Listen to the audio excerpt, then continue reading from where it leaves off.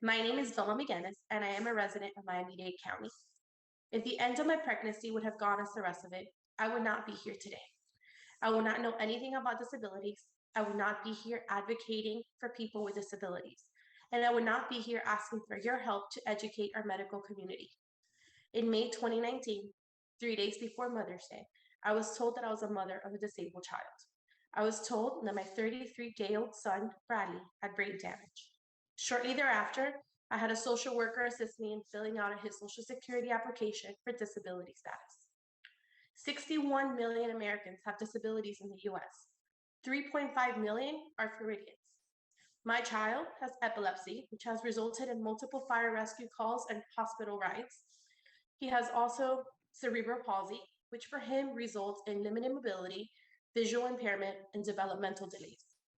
Florida has 59,065 active physicians, which in our experience are in need of initial training and continuing education for both pediatric and adult care. People with disabilities should not be marginalized and ignored by anyone, more specifically by those who are tasked with their care. My partners and I, who are advocating for ourselves, our children, and our community, have been disregarded, ignored, and disrespected by the physicians providing us care. Therapies, home health, adaptive technology, which includes wheelchairs, walking, safe beds, are not processed without medical approval. If physicians did not validate our requests or concerns, we are affected, and our crucial needs are therefore delayed.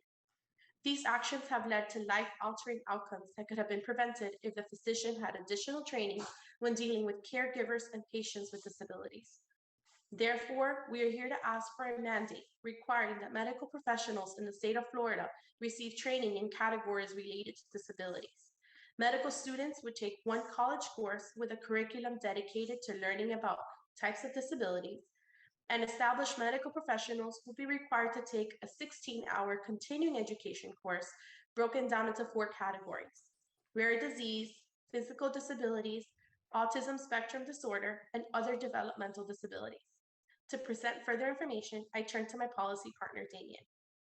My name is Damian Gregory, and I am a self advocate from Miami Dade County, Florida.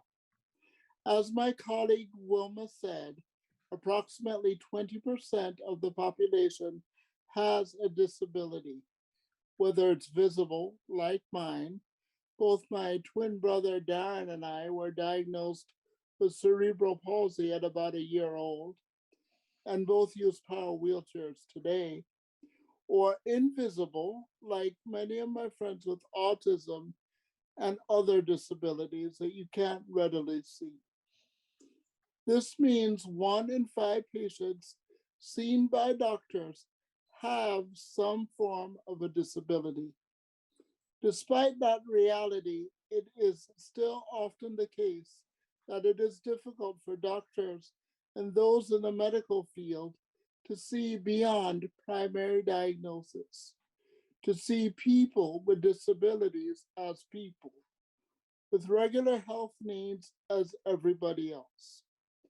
While there is beginning to be an understanding that the needs of patients who have disabilities goes beyond primary diagnosis, the educational emphasis in curricula across the country where it exists focuses exclusively on medical students or physicians in the first few years of practice. While this recognition is encouraging, there remains a huge gap. Many practicing physicians, most of whom are providing the bulk of day to day treatment, have very little experience interacting with people with disabilities. Patients with disabilities report being spoken about or around, but rarely to.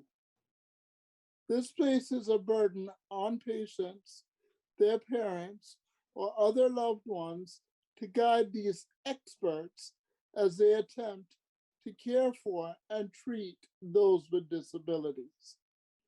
As a patient, I've had doctors look at me incredulously when they ask me a simple question: How much do you weigh?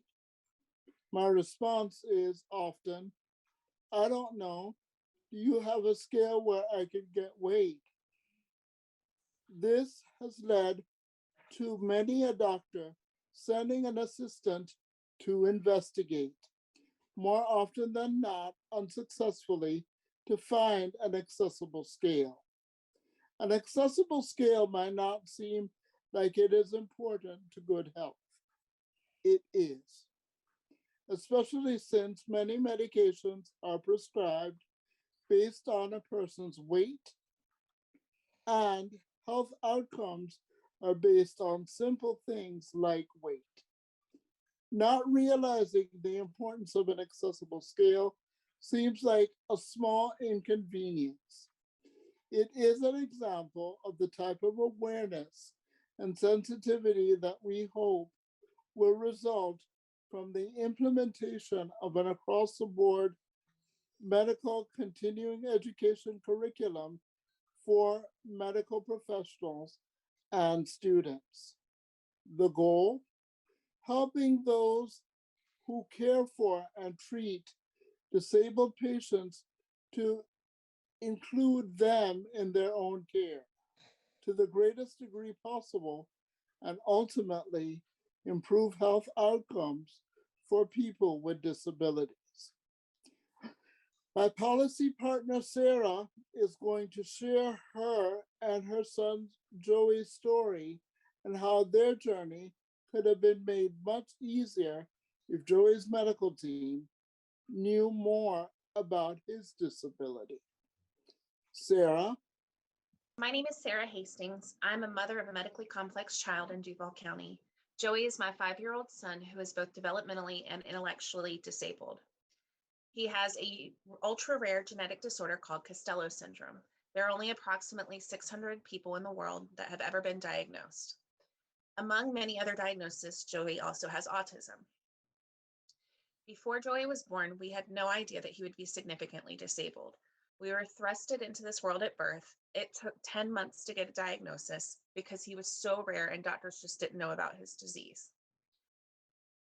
Once he was diagnosed, we became the experts on Joey and Costello syndrome. We have attended conferences and studied medical articles to become experts. Throughout his life, we have had to fight to be heard and get him the appropriate tests to diagnose him and proper methods to treat him. Because of Costello syndrome, his body does not perform typically and follow the textbooks. Within the last year, Joey was experiencing debilitating migraines. Joey spiked a high fever and increased heart rate on New Year's Day. He was admitted into the hospital. A neurologist ran a CT scan.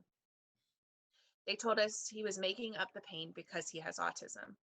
We visited his neurosurgeon at a hospital 3 hours away 4 days later. He reviewed the CT scan. His neurosurgeon advised he needed surgery to decompress his brain. Because his body is not typical, the neurologist and radiologist in our city missed that his brain was so compressed that he was having headaches 6 to 8 hours a day for months. He had brain decompression 3 weeks later, and my son was a different child. Many of the struggles we have experienced and the pain Joey has endured could have been avoided if treating physicians had been trained on best practices for caring for people with disabilities. My partner, Ciara, will now discuss what our future holds if things do not change. Sarah's story shows that physicians' understanding of disability, or lack thereof, is a matter of life and death. But that's just one of countless risks of people with disabilities being misunderstood and mistreated within the medical system. When doctors miss the signs of developmental disabilities in children, it leads to delayed diagnoses, which is a huge setback for our kids. Studies show that later diagnoses lead to fewer skills, fewer opportunities to connect, more severe behaviors, and more services needed throughout their lives. Kids who are diagnosed before age 5 have much better outcomes than those diagnosed later. But too many doctors take a wait and see approach, perhaps because they don't understand what's at stake. When I raised concerns about my son Caden, who wasn't speaking at all at age 2 with his pediatrician, her exact words to my husband and I were, "Well, don't let anybody tell you he's autistic or anything." Well, guess what? Caden is autistic, and her lack of knowledge cost my family a year and a half of those impressionable first 5 years of his life. That's time during which he could have been receiving therapy for his condition and during which time my family and I could have better supported him if we'd only known how. Doctors are also the first people who will talk to disabled children's parents about their condition and how it will affect their lives and their futures. If doctors themselves have outdated, misinformed, or prejudiced views of disability, they're likely to pass those on to the families they serve.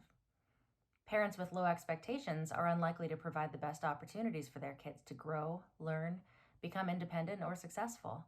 And again, over time, this can lead to more services needed throughout their lives. But this isn't just about children. It's about all people with disabilities feeling respected by the medical professionals they rely on to keep them healthy. People with disabilities need medical attention just like anyone else. But when doctors dismiss or mistreat these patients, they're not only likely to be misdiagnosed, they're also likely to avoid seeking care in the future, which of course can lead to more severe health issues, higher stress, and countless other declines in their well-being. For people with developmental disabilities, their quality of life depends on medical professionals treating them with informed respect. Now, imagine a Florida where doctors are better trained to treat disabled patients. Our partner Andrea will explain the many ways training for physicians will change the lives of Floridians. My name is Andrea Hickson, and I live in Miami-Dade County. I want you to think about the last time you went to visit a doctor. When you were seeking medical care, you expected to be treated with openness, attention, and respect. You expected the opportunity to ask questions and to be heard. Our fellow Floridians, neighbors, children, and loved ones who have disabilities expect and deserve this as well.